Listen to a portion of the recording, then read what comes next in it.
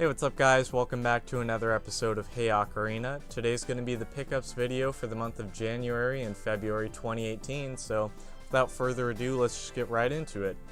So first up, this is the Halo Ultimate Companion DVD set. This is just a pretty cool release that came with, I think, a couple magazines and stuff like that, and if you pre-ordered Halo 2, I'm pretty sure you got a copy of this, but, you know, it comes with a little hint book for the game Brute Force, which is, it's not a great game, but it's considered a Microsoft original Xbox classic. It also has a bunch of movies from Halo, as well as some screenshots, and I think it also has a couple of wallpapers for your PC and stuff like that.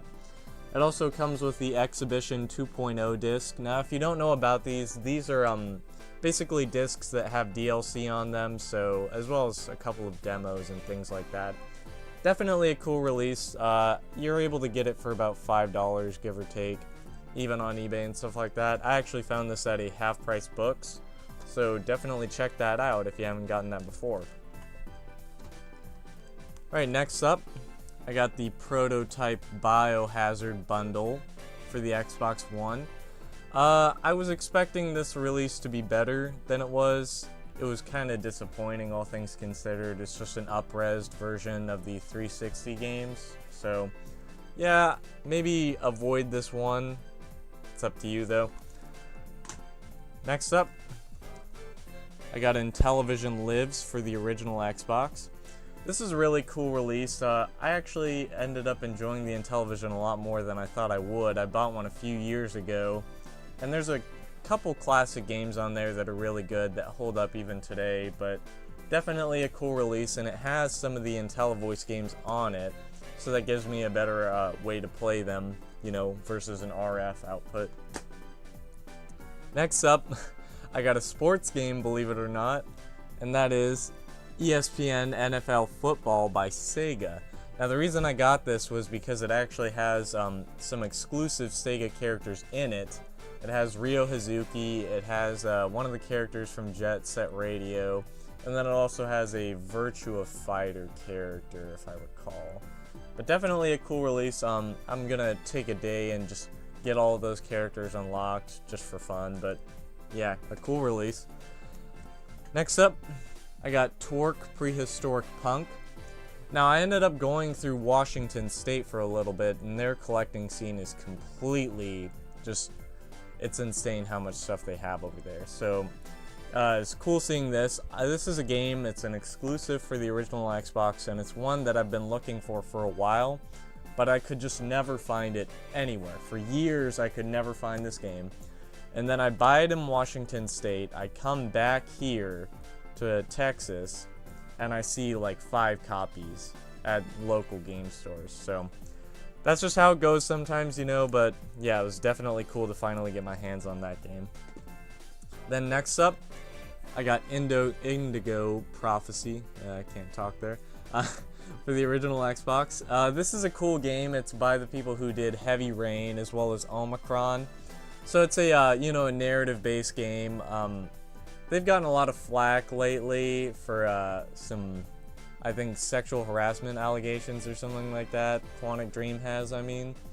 But it's definitely a cool game, and I really recommend, honestly, playing the beginning tutorial because it's really funny, because you're playing with the director of the game, so it's definitely an interesting game, and I recommend picking it up. Then I got Dino Crisis 3 for the original Xbox as well. Now, I've heard the Dino Crisis 1 and 2 are really good games. Unfortunately, this one is not. People often criticize, you know, Shenmue for its horrible English dub. This game, just as bad, if not worse. It's a, you know, an interesting kind of futuristic, you're on like a spaceship and these dinosaurs are running after you and stuff like that. It's surprisingly expensive, or at least it is here in Texas. This is another game that I got in Washington State, and I managed to get it for about $15, but even then, that's a lot for an original Xbox game. It is an Xbox exclusive though, so definitely pick that up if you're looking to hunt those down. Then I got Dragon Age Origins. This is the Ultimate Edition that has all the DLC on a separate disc.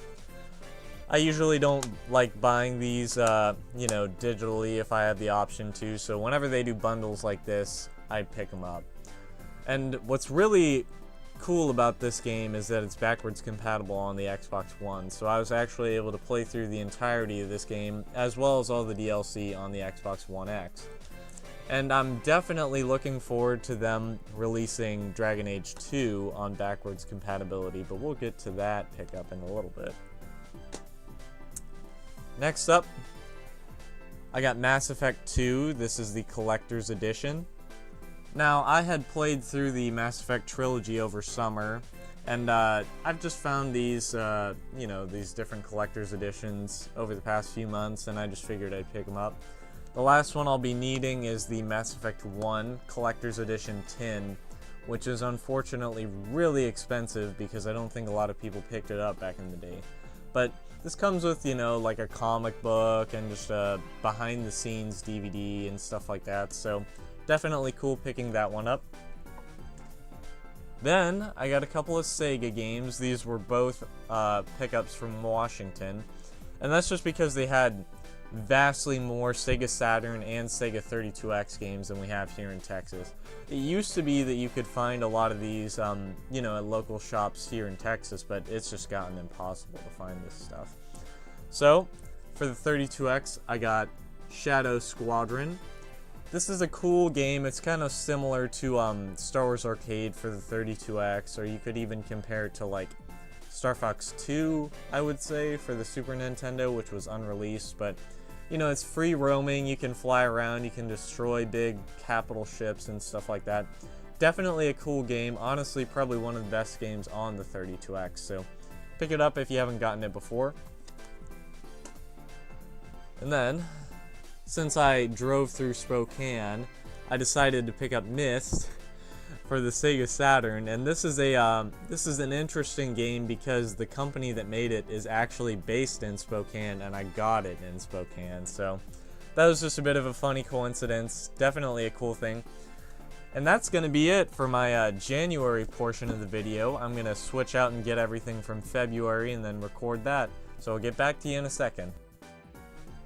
Alright, I'm back, and I've got all the February pickups here, so let's just get right into it. This is Furious Karting for the original Xbox. It is an original Xbox exclusive. It's just a basic kart racer. I honestly think a lot of the original Xbox exclusives are only exclusive because they ended up being really bad.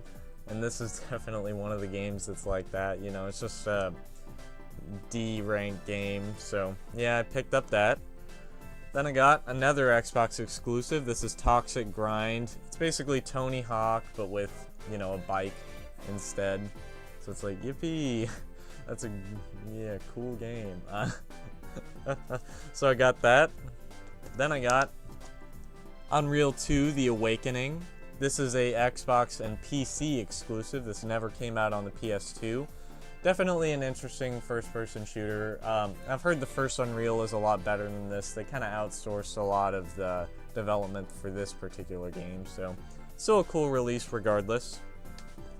Then it's another Xbox exclusive. This is Apex. Basically a budget racing title. It is what it is. Then I got this as NBA Inside Drive 2003. Again, an Xbox exclusive. And one of the interesting things that you'll find sometimes when you're picking up original Xbox games is that they'll have these big stickers on them, the Microsoft Company Store purchase ones, so it's a pretty nifty thing, but, I honestly would be okay without that giant sticker on there, but, it is what it is. Then, I got, again, another original Xbox exclusive. This is the Tecmo Classic Arcade. It's an interesting release. I'm honestly not sure why this didn't end up on the PS2 and the GameCube, but who knows, there's any number of reasons. But it has, Tecmo Bowl, Rygar, Star Force, which was great. So yeah, definitely pick this up if you have a chance. It's a cheap game, so go for it. Then the final original Xbox exclusive that I got was Midtown Madness 3. This is another one of those games with the big ol' sticker on it. A cool racing game, you know. I don't understand why this one was exclusive to the original Xbox either. I mean, it's based off of a PC franchise, so maybe the other systems couldn't have handled it or something like that, but it's an interesting release and fun. You know, it's more arcadey from what I played anyways, but yeah, definitely pick that up. Then I got for the PS4, this is Shadow of the Colossus. This is the remake from the ground up. And one thing that really disappointed me is all of the press, or at least, you know, the gaming press, touted the new control style for this game. And they had said that, you know, oh, it has updated controls and it's a lot better than it used to be. Honestly, all they really did was remap the jump button. And I don't think that's really enough to claim that it's, you know, a better control scheme per se. It's a gorgeous game. In fact, I think it's probably the best game on any platform this generation so far. So definitely get this if you've never played it before. I did play it on the PS2 and the PS3, but it's cool to get a release on the PS4 as well. Then I got The Evil Within for the Xbox One. I got this because it was a buy two get one free deal at GameStop, and I was aiming for like $15 per game, so I ended up picking that one up. Then I got this is Rime for the Xbox One as well. This is an interesting game. It's like a puzzle platformer. I would compare it to Ico for the PS2 and PS3. It's a cool release, although, you know, oddly enough, the frame rate is really choppy. And I'm not sure if that's an issue on the other platforms as well, but on the Xbox, even on the Xbox One X, it's definitely an issue. Then I got Titanfall 2. This is a game that a lot of people have given a lot of praise, and I played a bit of the campaign, and I enjoyed it a hell of a lot. It has dialogue options, interestingly enough, in a first-person shooter that's pretty uncommon. So I definitely look forward to playing this a little bit more. It is Xbox One X enhanced, so that's really cool. Then I got, as you heard in the January portion, this is Dragon Age 2. This is the BioWare Signature Edition. They always have weird names for these kinds of things, but yeah, it's just got a holographic case, and that's pretty much it. It's just the base game. I don't really even know what's all that different from it. Yeah, doesn't come with any DLC or anything like that, but I'm looking forward to them putting this as a backwards compatible title on the Xbox One. So hopefully they'll do that soon, because I'd love to play it, you know. Then I got this ridiculous Fable 3 limited collector's edition for the Xbox 360. It's really cool, you know. It comes with a deck of cards and this little collectible, I guess, coin or like paperweight type thing. Yeah, definitely a cool, you know, collector's edition. It's like a fake book. It's all leather bound and stuff. So definitely cool to pick that up. You can actually get this for relatively cheap. I only got it for $20, so if you see this for that price, definitely pick it up if you're a Fable fan like me. Then I got, this is the Xbox Advanced AV Pack. So, you know, basically it just comes with composite video, S-video, and then optical audio out.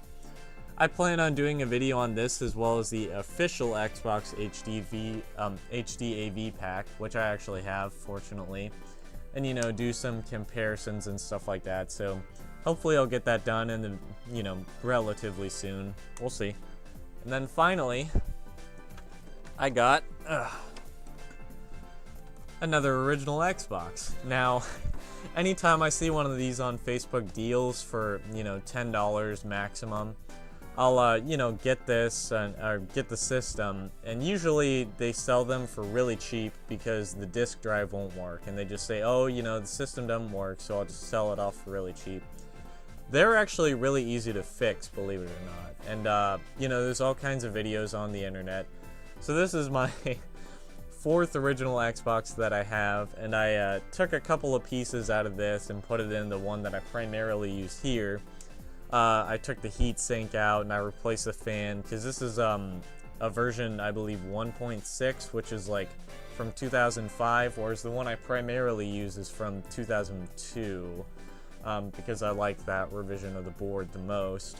So yeah, heatsink removal, definitely an easy thing you should do. If you have any, ability to open these things up, definitely do some maintenance on them because they get really dusty in here.